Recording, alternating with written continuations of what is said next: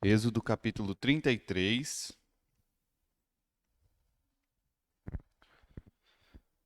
Nós vamos do verso 1 até o último, do 1 ao 23, o capítulo todo.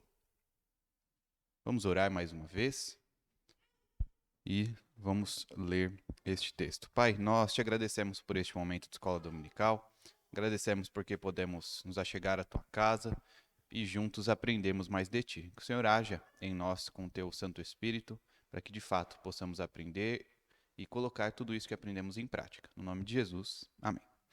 Êxodo 33, do 1 ao 23, diz assim: Disse o Senhor a Moisés: Vai, sobe daqui, tu e o povo que tiraste da terra do Egito, para a terra a respeito da qual jurei a Abraão, a Isaque e a Jacó, dizendo: A tua descendência a darei. Enviarei o anjo adiante de ti, lançarei fora os cananeus, os amorreus, os heteus, os ferezeus, os heveus e os jebuseus. Sobe para uma terra que mana leite e mel. Eu não subirei no meio de ti, porque és povo de dura cerviz, para que te não consuma eu no caminho. Ouvindo o povo estas más notícias, pôs-se a prantear, e nenhum deles vestiu seus atavios. Porquanto o Senhor tinha dito a Moisés: Dize aos filhos de Israel: És povo de dura cerviz. Se por um momento eu subir no meio de ti, te consumirei. Tira, pois, de ti os atavios, para que eu saiba o que te hei de fazer. Então os filhos de Israel tiraram de si os seus atavios desde o monte Horebe em diante.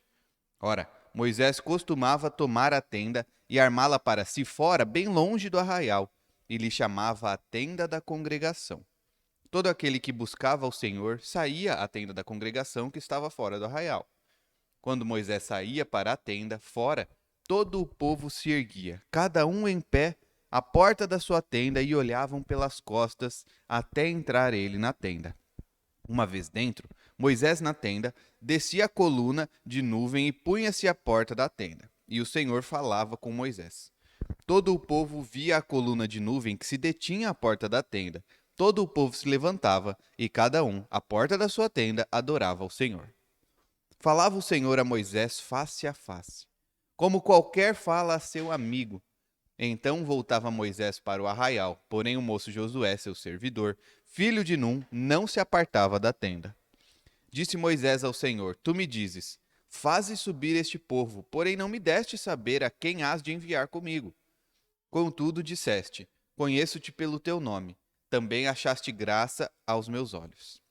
Agora, pois, se achei graça aos teus olhos, rogo-te que me faças saber neste momento o teu caminho, para que eu te conheça e ache graça aos teus olhos, e considera que esta nação é teu povo. Respondeu-lhe: A minha presença irá contigo e eu te darei descanso. Então lhe disse Moisés: Se a tua presença não vai comigo, não nos faças subir deste lugar. Pois como se há de saber que achamos graça aos teus olhos, eu e o teu povo? Não é porventura em andares conosco de maneira que somos separados, eu e o teu povo, de todos os povos da terra? Disse o Senhor a Moisés: Farei também isto que disseste, porque achaste graça aos meus olhos e eu te conheço pelo teu nome. Então ele disse: Rogo-te que me mostres a tua glória. Respondeu-lhe: Farei passar toda a minha bondade diante de ti, e te proclamarei o nome do Senhor. Terei misericórdia de quem eu tiver misericórdia, e me compadecerei de quem eu me compadecer. E acrescentou: Não me poderás ver a face, porquanto homem nenhum verá minha face e viverá. Disse mais o Senhor: Eis aqui um lugar junto a mim, e tu estarás sobre a penha. Quando passar a minha glória, eu te porei numa fenda da penha e com a mão te cobrirei, até que eu tenha passado. Depois, em tirando eu a mão, tu me verás pelas costas, mas a minha face não se verá. Muito bem, vamos relembrar o que aconteceu até aqui, né? Como é que se chegou a essa conversa, esse diálogo entre Deus e seu servo Moisés? Foi o seguinte: no capítulo anterior, o título que a Sociedade Bíblica do Brasil dá é o bezerro de ouro. Não à toa, claro, né? Moisés havia subido ao monte para pegar todas aquelas. A regra que o Senhor havia dado sobre como construir o tabernáculo, que nós já estudamos por algum tempo. E aí, quando ele vai descer, o que acontece? Está o povo lá adorando ao bezerro, fazendo um monte de coisa errada, um verdadeiro culto de idolatria. Então, eles sofreram graves consequências por isso. Deus teve misericórdia do povo, Moisés intercede por eles, como um tipo de Cristo, intercedendo pelo povo. E aí Deus não mata todo mundo, mas ele fala, ó, você vai lá, chama a tribo de Levi, e eles matam alguns, provavelmente os que foram pegos no ato. Mas a gente vê aí a justiça, a ira, mas também a misericórdia do Senhor de não haver consumido a todos. Embora ele tivesse dito a Moisés que faria assim, né? Eles dialogam e aí o Senhor age desta forma. E aí nós chegamos aqui.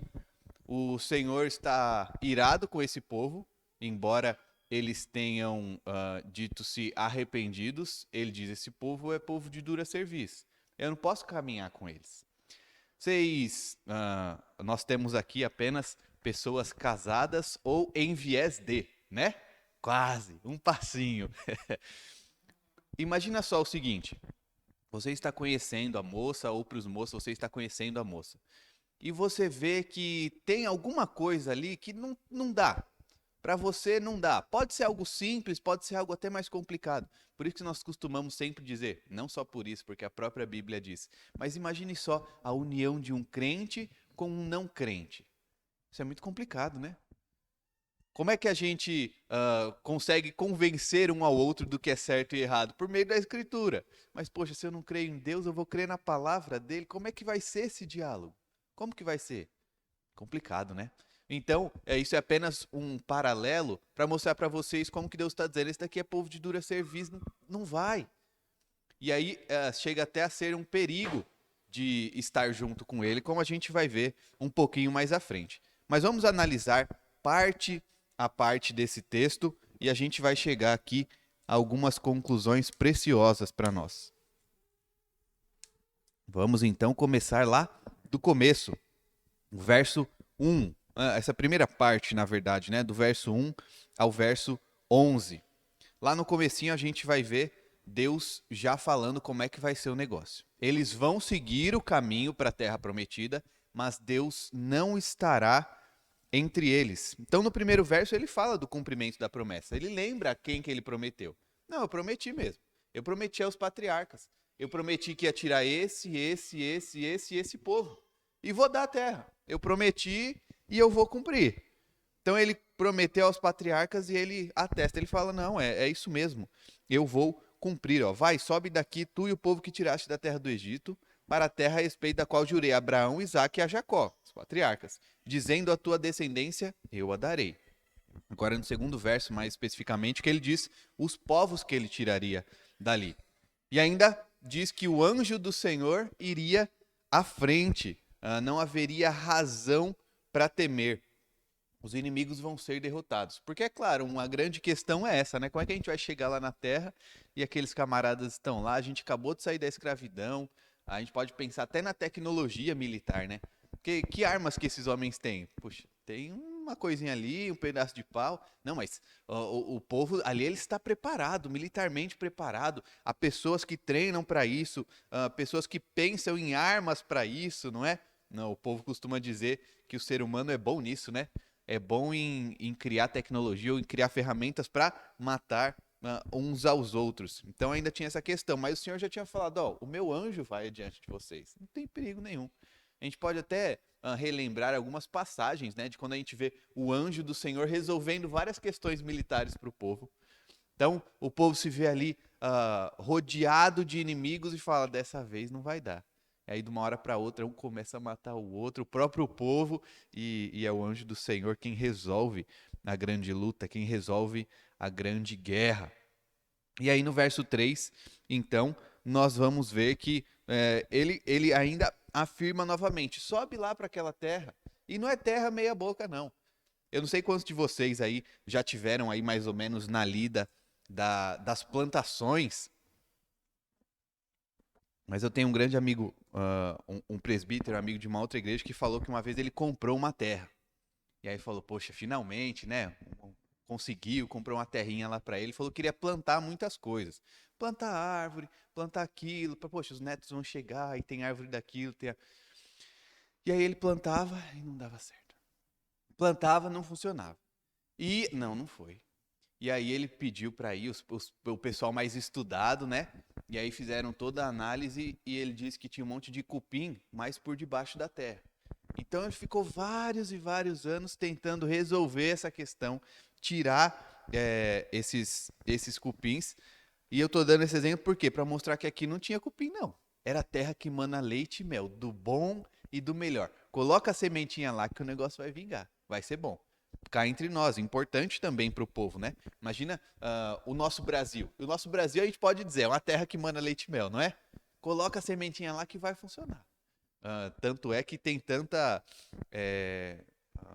tanto marketing e tudo mais em cima do agronegócio, né? Que funciona e que, de fato, tem impulsionado o nosso próprio país. Então ele diz, ó, quanto a isso também pode ficar tranquilo. A terra mana leite e mel. Vai lá para aquela terra. Vocês podem ir, eu vou cumprir isso. Mas aí a segunda parte é que fica complicado.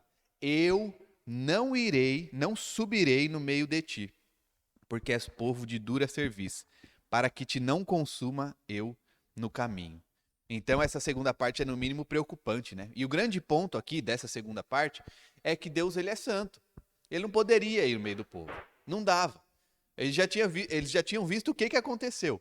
Deus estava ali entre eles. Eles resolveram adorar o bezerro. Não deu certo para o povo, não. O resultado foi morte. Então ele diz, eu não posso ir no meio de vocês. Vocês são um povo de dura serviço e eu sou o santo. O negócio não vai dar certo. Não vai funcionar. Então a gente pode ver até mesmo, de novo, a misericórdia do Senhor. Eu não vou no meio de vocês porque isso não vai dar certo. Eu vou consumir vocês no meio do caminho. Não vai dar certo. Eu sou santo, eu não posso permanecer aqui. Mas vamos voltar um pouquinho agora para a gente observar os detalhes que a gente passou. E talvez os irmãos, nessa leitura mais rápida que eu fiz, não tenham notado. Olha só. Olha lá no verso de número 1. Como que é lá no começo? Vai, sobe daqui tu e o povo que tirastes. Então, Deus, parecido com a passagem anterior que nós estudamos, ele não diz meu povo, ele diz o povo que tiraste. E ainda joga para Moisés, você que tirou, né? O povo que tiraste. E no verso 2, tem uma mudança também bem importante. Aí no comecinho, ele diz, enviarei o anjo adiante de ti. Ele diz o anjo e não meu anjo. Então aqui nós podemos ver também alguma diferença. Lá em Êxodo 23, diz assim, ó, porque o meu anjo irá diante de ti. E aí ele continua a mesma promessa. Promessa é igual, só que ele troca o anjo por meu anjo. Êxodo 32:34 diz, vai, pois, agora e conduze o povo para onde te disse. Eis que o meu anjo irá diante de ti. Porém, no dia da minha visitação, vingarei neles o seu pecado. Então, anteriormente ele já tinha falado meu anjo. E agora ele diz o anjo. O que é que nós podemos entender aqui? Algumas possibilidades. Nós já estudamos o texto que fala do anjo e a conclusão que nós chegamos é que era o próprio Cristo, o próprio Senhor Jesus. Então, é bem possível, ou até provável, que ele não estivesse mais falando do próprio Senhor Jesus ou de um anjo especial que seria Cristo, mas de um anjo qualquer. Entende? Então é como se dissesse, eu vou mandar um anjo aí. Agora não vai mais ser o Senhor quem vai na frente de vocês, mas vai ser um anjo qualquer. A questão é a seguinte, o Senhor vai cumprir a sua promessa. Ele vai cumprir, o povo vai chegar lá. Só que ele não vai mais acompanhar, não. Ele não estará mais entre eles. Então, embora o Senhor tivesse ordenado a construção do tabernáculo, como nós já estudamos, dado ordem acerca disso, ele não poderia mais estar ali entre o povo. Eles estavam prestes a ficar sem a companhia do Senhor. Ele já não estaria mais ali no tabernáculo. E sem o tabernáculo, não poderia haver sacrifício. Não poderia haver a pia para purificação, os itens que nós vimos, né? O candelabro para a luz, a mesa para o pão, o incenso que acompanhava a oração, a arca que servia também para expiação, e não haveria glória em Israel. Israel seria igual a todos os outros povos, não teria Deus com eles. Os israelitas, então, eles teriam que ir sozinhos. E eles ainda estavam reservados para a terra prometida, mas Deus, ele não iria com eles, não os acompanharia. A gente pode pensar, quanto a isso, como que a nossa própria idolatria, ela nos afasta de Deus, né? Comumente nós ouvimos gente falando assim, que, claro, há salvação, imagine só que você é salvo, há salvação. Você está garantido, você chegará à terra prometida. Mas neste caminho até lá, quão próximo de Deus você quer estar? Quanto? Não muito? Bastante? Um pouquinho só? E nós vemos que a própria idolatria é um ótimo caminho para nos afastar de Deus. Nos afastar de Deus por quê? Porque Deus, ele é um tanto quanto exigente, né? Não há como falar assim para Deus, olha Deus, não tem como eu servir ao Senhor, mas eu queria servir também a... Um ótimo exemplo é o dinheiro. Então eu de domingo, eu queria trabalhar porque o pessoal costuma pagar mais, né? Domingo à noite, então, eu vou mandar muito bem. Então eu queria fazer isso, mas na segunda eu adoro ao Senhor. Vai ser o meu dia, pode ser? Poxa, mas o Senhor já disse como deveria ser, né? Ele já tinha falado como é que tinha que ser. E a gente vai negociar com Deus essas coisas, isso não funciona. Então, olha, o negócio é que eu sou uma pessoa muito lasciva. Então, eu até sou casado, mas às vezes, no caso dos homens, eu olho muito para outras mulheres, outros homens. Será que não funciona isso? Não. Não funciona. Deus não falou que era para ser assim. Não tem como. Não tem como a gente adorar dois deuses, né? Ou a gente se vira para um, ou a gente se vira para outro. E Deus quer exclusividade, é claro. Mas a nossa idolatria insiste em nos afastar dele. E eu queria perguntar para vocês qual seria a atitude de vocês ao receber essa notícia. Ó, gente, é o seguinte, sabe o reino dos céus? Novo céu e nova terra, que diz lá em Apocalipse 21? Tá garantido, viu? Pode deixar, tá garantido. A terra que mana leite e mel tá garantido. Tá tudo bem, você já vai chegar lá. Como é que você vai viver sua vida aqui? O que você vai fazer? Você vai buscar ficar mais próximo de Deus mesmo? Eu disse, já tá garantido lá no final. E agora, o que a gente vai fazer aqui? Tanto faz se Deus está com a gente? É isso? Essa vai ser a nossa resposta? Não pode ser assim. Do 4 ao 6, a gente vai ver que o povo reage com muita tristeza. Primeiro, ele se põe a chorar. Tristeza é sinônimo do quê? De choro, né? Então, quando a gente está triste, é normal, a gente chora. E ao receber uma notícia dessas, poxa vida. E além disso, ele tira os seus atavios, né? Os seus enfeites. Nós entendemos que são os brincos, talvez outros enfeites neste sentido, mas em geral, os brincos que o povo usava ali. E isso daqui é provavelmente uma referência à idolatria. Por que é que eles ficariam tristes, chorariam e tirariam os enfeites? Porque podem representar a idolatria. Lembram-se antes o que é que eles fizeram? Eles deram o seu ouro, e os brincos normalmente, os atavios eram de ouro, para fazer o bezerro. Agora, isso está mudando. Mas antes da gente entrar nessa questão, a gente pode ver lá em Gênesis, quando Jacó renova a aliança lá em Betel. Isso está descrito lá em Gênesis 35, 2 ao 4. Ele diz assim, ó. Então disse Jacó à sua família e a todos os que com ele estavam: lançai fora os deuses estranhos que há no vosso meio. Purificai-vos e mudai as vossas mentes. Levantemo-nos e subamos a Betel. Farei ali um altar ao Deus que me respondeu no dia da minha angústia e me acompanhou no caminho por onde andei. Então deram a Jacó todos os deuses estrangeiros que tinham em mãos e as argolas que lhes pendiam das orelhas. E Jacó os escondeu debaixo do carvalho que estava junto a Siquém. Então a gente vê aí que certamente tem alguma proximidade a relação, né, entre esses atavios, essas joias e os ídolos pagãos. Então eles fazem isso, eles tiram e falam, não, a gente quer o Senhor com a gente precisa de Deus conosco. E aí, como eu estava dizendo, outra coisa que a gente consegue notar é o progresso espiritual do povo de Israel. Vocês podem dizer, poxa, mas teve algum progresso aí? A gente vê que o negócio é feio ali, né? O negócio é complicado, mas teve sim. A gente pode olhar, né, traçando exatamente esse paralelo quanto às riquezas de Israel, quanto ao ouro, o que é que eles fazem com isso.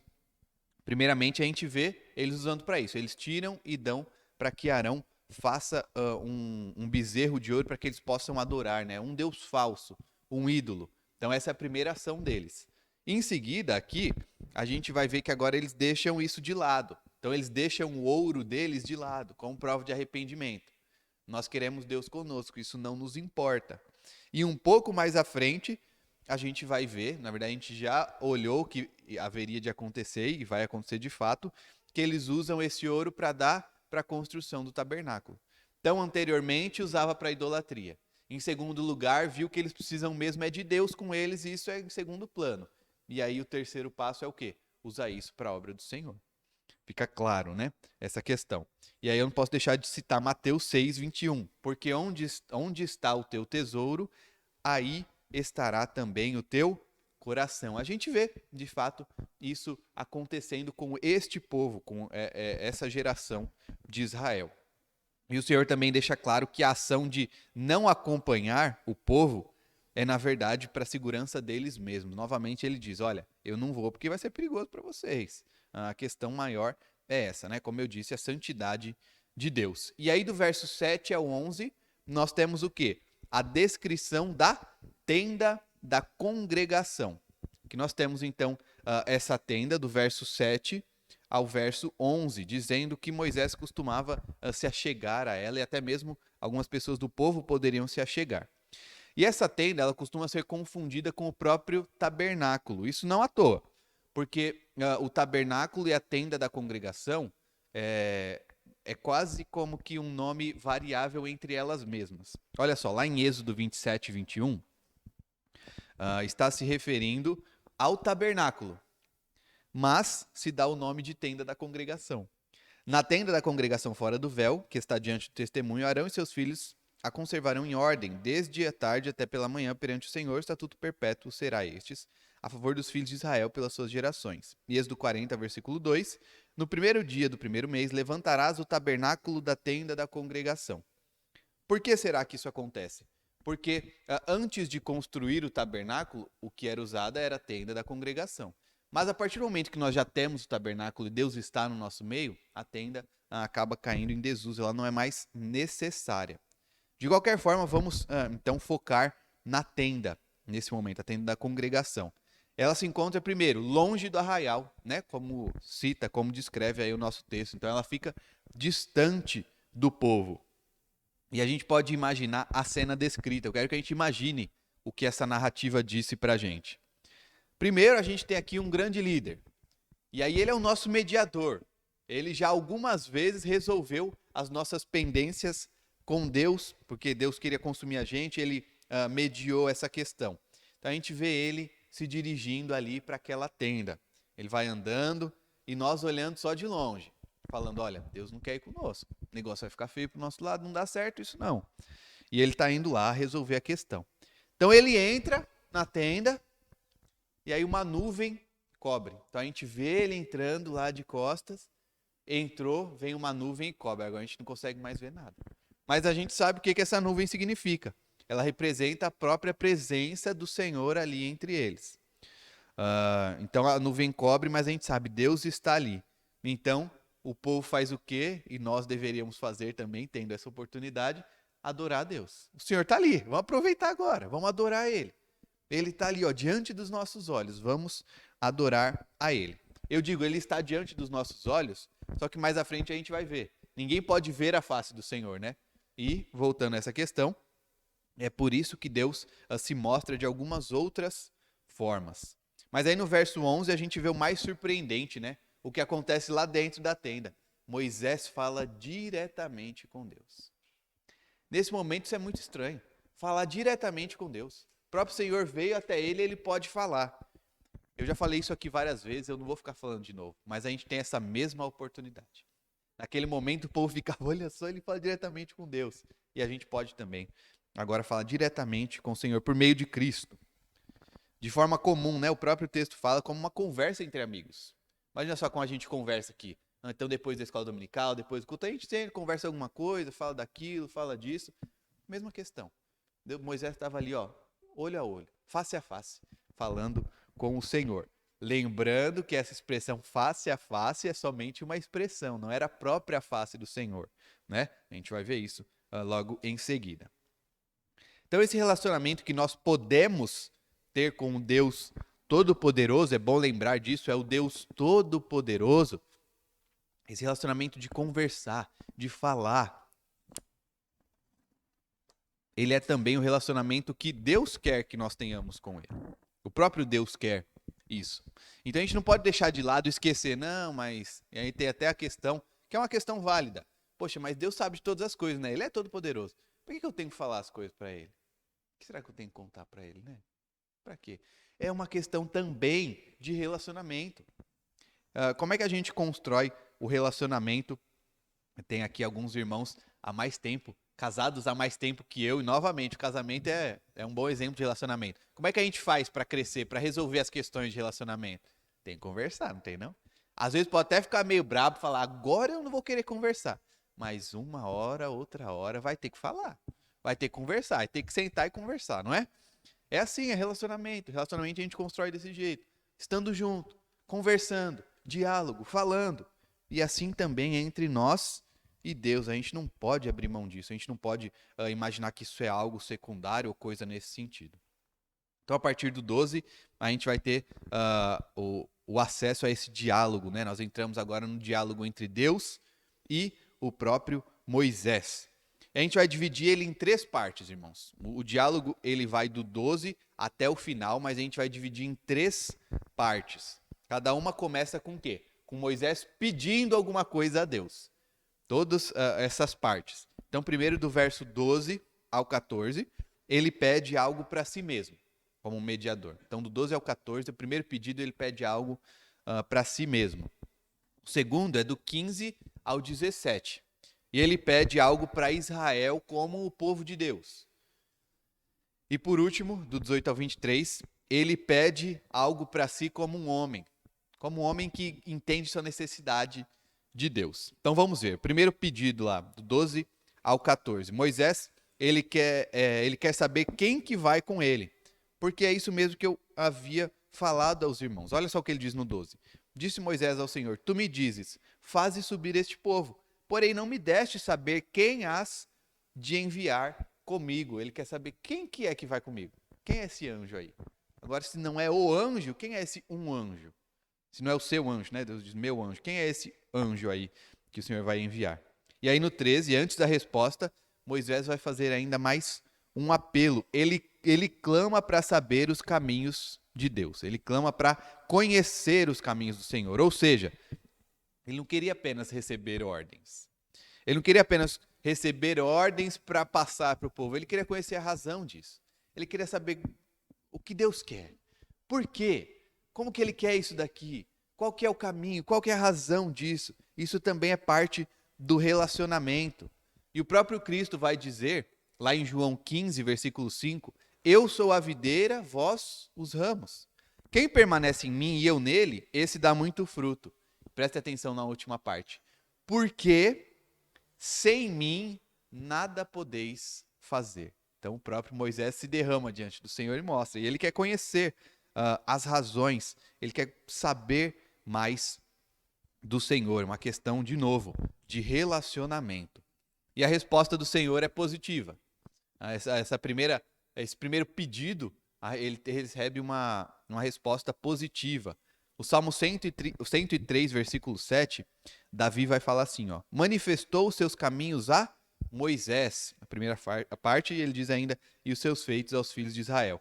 Então, logo mais à frente, bem à frente, né, o próprio Davi vai atestar que o Senhor respondeu positivamente a Moisés. Então, agora Moisés pode descansar. Por quê? Porque Deus vai estar com ele. Fica tranquilo. Você vai chegar na Terra Prometida e durante todo esse caminho, Deus vai estar com você, Moisés. Fica na paz. Tá tudo certo. Tá tudo tranquilo. Você já parou para pensar que se Deus está com você, e eu quero que você pense, Ele está comigo mesmo? Se Deus está com você, você pode descansar? Já parou para pensar isso? Eu não estou falando somente daquela noite de sono boa. Às vezes o povo fala assim, eu estava muito cansado. Foi um mês intenso. Às vezes final de semestre, né, lá no seminário. Às vezes o trabalho está muito puxado. Às vezes eu estou cuidando muito de uma pessoa, da outra, e eu precisava dormir. Aí fala assim, ó, eu fui dormir 10 horas da noite. Acordei só 10 horas do outro dia. Eu descansei. Pode ser essa questão de descanso também. Mas eu estou falando de descanso, de falar assim, olha, eu estou diante do médico aqui, eu fiz alguns exames, e ele falou, olha, é câncer. E está muito avançado já. Como que é a palavra de quando ele está passando para os outros órgãos? Me fugiu agora. Metástase. Ele está em metástase. Não tem muito jeito, não. Não tem jeito, não. E você poder descansar? Já pensou nisso? Se Deus está com você, você pode descansar. Você pode confiar. Ah, pastor, então quer dizer que é para eu ficar feliz e sair pulando. Era câncer. Não estou dizendo isso. Estou falando que você pode descansar. Porque ele sabe o que está fazendo. Ele está com você, não está? Mas ele está com você? Ele está. Então descansa. Descansa no Senhor. Você pode descansar diante de qualquer diagnóstico ruim. Não somente no câncer, vamos pensar em outras coisas. Olha, eu fiz uma dívida, eu estava precisando. Eu entendi que agora eu poderia comprar uma casinha para mim. Finalmente, agora eu posso. Daí eu cheguei lá no trabalho e disseram: ó, não vai dar não. Essa crise aí pegou a gente, apertou feio. A gente vai ter que mandar você embora. Mas e agora? Como é que fica o negócio lá? Como é que a gente ajeita? Você pode descansar no Senhor, será? Você pode descansar, sim, no Senhor. Só que aqui a gente pode dizer que é quase uma pegadinha. Porque ele disse que estaria com Moisés. Gente, e o resto do povo? E o resto do povo, e agora? Lembra, Moisés está ali articulando, ele está mediando entre Deus e o povo. Então ele se preocupa, ele quer saber mais Deus e o povo. E a gente chega então na segunda parte, a partir do verso 15. Mais especificamente do 15 ao 17. E ele vai parecer talvez um pouco deslocado. E exatamente por isso, porque a resposta de Deus foi positiva. Moisés pediu, vai, o senhor tem que ir com a gente. Ele fala, eu vou com você. Mas Moisés continua pedindo a Deus da mesma forma, do mesmo jeito. Então, quando a gente passa, talvez, por esse texto, a gente fala, por que Moisés está pedindo de novo? Mas é exatamente por isso, ele estava atento ali naquela conversa, né? E era importante que estivesse. Como eu disse, Deus fala no singular, então ele está falando apenas com Moisés. Eu vou estar com Moisés, não com o povo. Então Moisés passa a apelar de novo por todo o povo de Israel. Não faria sentido conquistar a terra sem Deus. E é isso que eu quero que a gente entenda aqui hoje, gente. Não faz sentido nós recebermos a salvação, termos certeza dela e continuar vivendo de qualquer forma. Continuar vivendo, entre aspas, a parte de Deus. Não estou nem aí para as coisas de Deus, já estou salvo mesmo. Não combina, né?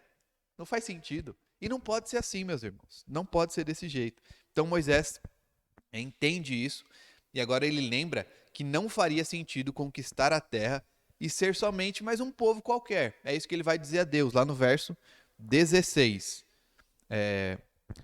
Não é porventura em andares conosco, a parte mais final, não é porventura em andares conosco, de maneira que somos separados, eu e o teu povo, de todos os povos da terra. Ele entende.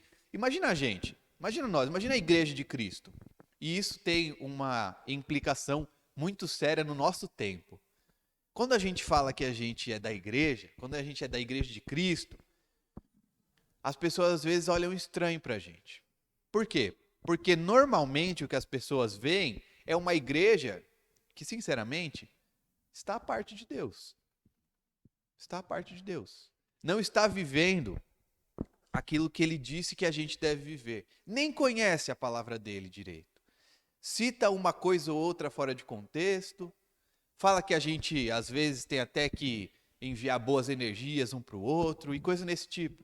Coisa o quê? Do mundo. Então, nós somos igreja, a igreja ela é inerentemente de Deus, a gente não pode desvencilhar isso, mas a igreja tem vivido de forma mundana, igualzinho o mundo.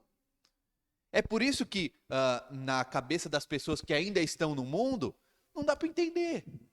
Às vezes a gente que está dentro não entende também. Mas e aquela igreja? Ô, gente, olha que coisa engraçada. Às vezes, imagina só, como pastor da igreja, como alguns líderes que aqui estão, ou como amigo próximo de um irmão, de uma irmã da igreja, imagina só, fulano vai mudar para aquela cidadezinha do interior. E a gente fala, ah, legal, eu conheço o pastor que é de uma igreja, de uma cidade próxima. Mas aquela cidadezinha não tem nenhuma igreja que eu conheço, nenhuma pessoa que eu conheço ali. E ela fala, olha pastor, eu estou indo no ministério tal, tal, tal, o que o senhor acha? Queria tanto poder falar assim, ó, vai lá, é a igreja de Cristo. Mas não é assim. Já notaram que coisa estranha que é isso? Eu estou indo na igreja, E a pergunta que a gente tem que fazer é, tal, que igreja é essa? O que eles falam lá? Tá vendo que loucura que a gente está vivendo? Como assim? Eu tenho que perguntar o que eles falam lá? Não devia falar da Bíblia? Não devia falar da palavra de Deus? Isso devia ser óbvio, né? Mas não é. Não é. Infelizmente, não é. Então, isso está apontando, o próprio Moisés está apontando agora, olha, a gente só é diferente, a única diferença que a gente tem mesmo é que nós somos povo de Deus. Isso cabe perfeitamente para nós, porque é para nós também. A nossa única diferença como igreja do resto das outras pessoas, como cristãos, é que nós somos de Deus. Vive a parte disso. Você é igual a todo mundo, igual a qualquer outro. E aí, como toda boa mãe vai dizer, você não é todo mundo. E não deve ser mesmo, né? Você deve ser de Deus. O que significa isso? Você vive de acordo com a palavra dele, você a busca. Então, Moisés lembra disso e fala, olha, não faz sentido a gente viver a parte de Deus. Não pode ser assim. E aí no verso 17, o Senhor vai responder positivamente também a esse pedido de Moisés. Ufa! Imagina só o povo lá, só pensando, a nuvem está ali na tenda, o que será que eles estão conversando ali dentro? Gente, eu vou fazer um parênteses aqui, é rápido. Eu sempre digo isso, mas eu acho que vale a pena. Quando a gente lê a Bíblia, não é pra gente ler só, tem que ler de manhã mesmo. Tem que dar uma olhada aqui, bater o olho para poder falar que eu li. Olha, a palavra do Senhor ela é preciosa. Então, basta bater o olho para que ela tenha resultado na nossa vida? Sim, o Espírito Santo age, né? Mas quando a gente lê uma coisa dessas, a gente pode imaginar, a gente pode pensar o que está acontecendo, a gente pode parar e pensar, puxa, imagina o povo ali do lado, fez coisa errada, tá errado, olhando para aquela tenda e só imaginando o que será que eles estão conversando lá dentro. E a gente, como vive num tempo à frente e já tem contato, já tem as mãos, a palavra inspirada do Senhor sem erros, a gente tem contato com os dois lados. Então a gente vê o povo aqui e a gente sabe o que está acontecendo ali na tenda. Mas a gente pode ficar pensando, imagina só o que eles estão pensando. Imagina só então, depois quando Moisés vem, Moisés, o que aconteceu? O que ele falou? E é isso que está acontecendo aqui.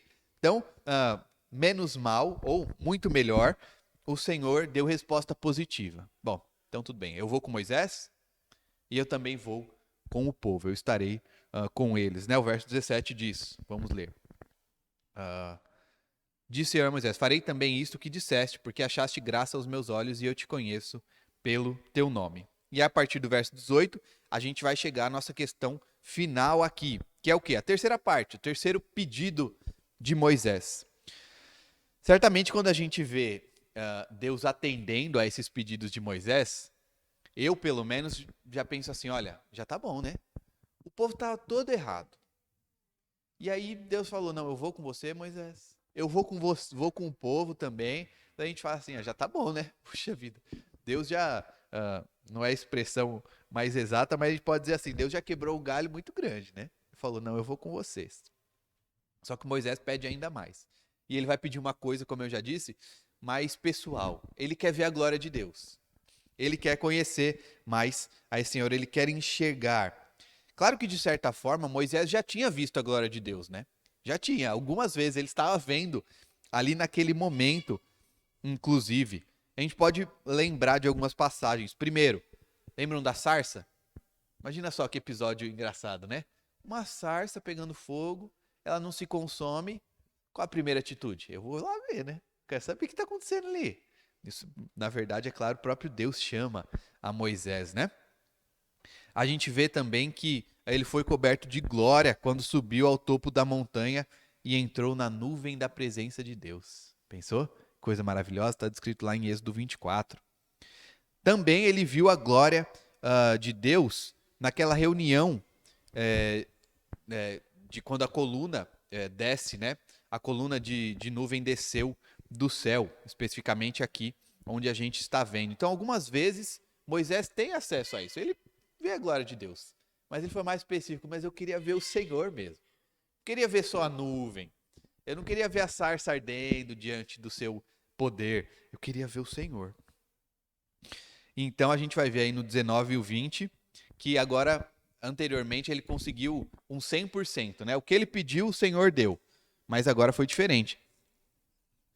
foi mais um sim e um não. O que aconteceu aqui? Olha só. Moisés pediu ainda mais, ele já tinha tido essas coisas, só que Moisés, querendo ver, mas não completamente, ele não poderia, aliás, ver completamente ao Senhor, porque ele é homem. Não dá, não pode. O próprio Senhor lembra isso no texto. Ninguém pode ver a face do Senhor e continuar vivo e viver. E a gente vai ver o 21 ao 23, que é uma passagem muito preciosa. O Senhor cria um plano, então, para responder a Moisés. Então ele tem um sim, ele vai ver a glória de Deus, mas ele ainda não pode ver ela de forma completa. Não dá, ainda não dá. Então é um sim e um não. E o que vai acontecer? Por que essa passagem é tão preciosa? Porque ele diz que Moisés vai ver ele por meio de uma penha, de uma rocha. Acho que é a palavra que a gente costuma usar mais, né? Por meio de uma rocha, meio de uma pedra, uma rocha, melhor. E essa vai proteger a Deus. Então é a forma como Deus vai se mostrar a ele. Vamos lembrar como é que Deus faz para se mostrar a nós? Como é que Deus fez para se mostrar? O Verbo vivo, não é? O Verbo estava entre nós. Ele veio viver entre nós. Comemoramos isso ontem, não foi? O Senhor Jesus veio para viver entre nós. Não somente viver, ele sofreu e morreu e ressuscitou por nós. Então aqui nós temos novamente um tipo de Cristo, que é a rocha por meio da qual Moisés, neste momento, mas os homens podem ver ao Pai. Por meio de Cristo. Ele é quem mostra quem é o próprio Pai. João 14, 8 e 9 diz assim: Replicou-lhe Felipe: Senhor, mostra-nos o Pai, e isso nos basta. Que pedido infeliz, né? O próprio Jesus estava ali. Disse-lhe Jesus: Felipe, há tanto tempo estou convosco e não me tens conhecido. Quem me vê a mim, vê o Pai. Como dizes tu, mostra-nos o Pai. Quem vê a Jesus, vê ao Pai. Essa é a forma como ele se revela a nós. E podemos ter a certeza também de que receberemos, irmãos, um corpo glorificado e poderemos ver e viver toda a eternidade com o nosso Senhor. Mas, apenas para concluirmos, quero pensar em algumas coisas com os irmãos. Primeiro, o nosso relacionamento com Deus. Ele deve ser próximo. E a parte disso é que deve estar a idolatria. Por isso que nós temos essa luta constante de tomar e ter um relacionamento mais próximo com Deus, lutando sempre contra o pecado e contra a idolatria que tenta nos separar disso, tenta nos afastar do Senhor. É uma luta constante. Mas nós podemos ter paz. Nós podemos descansar. Veja que quando eu digo descansar aqui, não é de deixar o trabalho de lado. A gente vai continuar lutando. A gente vai continuar estudando mais da nossa Bíblia, buscando comunhão, orando. Isso é trabalho, isso é ir, fazer. Não estou falando do descansar, de ficar lá na cama, deitadão e falar, deixa que Deus faz todas as coisas. Em algumas questões acaba sendo assim, né? Mas não nessa especificamente. Nós lutamos, nós buscamos, mas no fim das contas, a gente pode descansar e falar, o Senhor quem está cuidando. Ele já prometeu o nosso futuro, que é novo céu e nova terra, a salvação, mas nós também temos que pensar o que é que nós fazemos neste caminho. Nós sabemos o começo, o homem pecou. Sabemos que Cristo morreu pelos seus, ou seja, por nós. E a gente já sabe o final. Mas e esse meio do caminho? O que a gente vai fazer? Pense nisso. O que a gente vai fazer e o que a gente já tem feito? A gente tem que buscar o Senhor. Esse é o nosso papel. Esse é o caminho que a gente deve trilhar. Imagina só viver todo esse caminho à parte de Deus. Não pode ser. Não dá. Não faz sentido para nós. Certo, irmãos? Eu vou orar. E aí, se vocês tiverem alguma dúvida, alguma observação, sintam-se à vontade. Nós temos até algum tempo para isso, tá? Senhor, nós te agradecemos, Pai. Nós te agradecemos porque o Senhor é um Deus tão maravilhoso, que nos dá essa salvação que é tão preciosa, aquilo que nós precisávamos de fato, o Senhor sabe e nos dá. Obrigado, Pai, porque nós podemos descansar em Ti.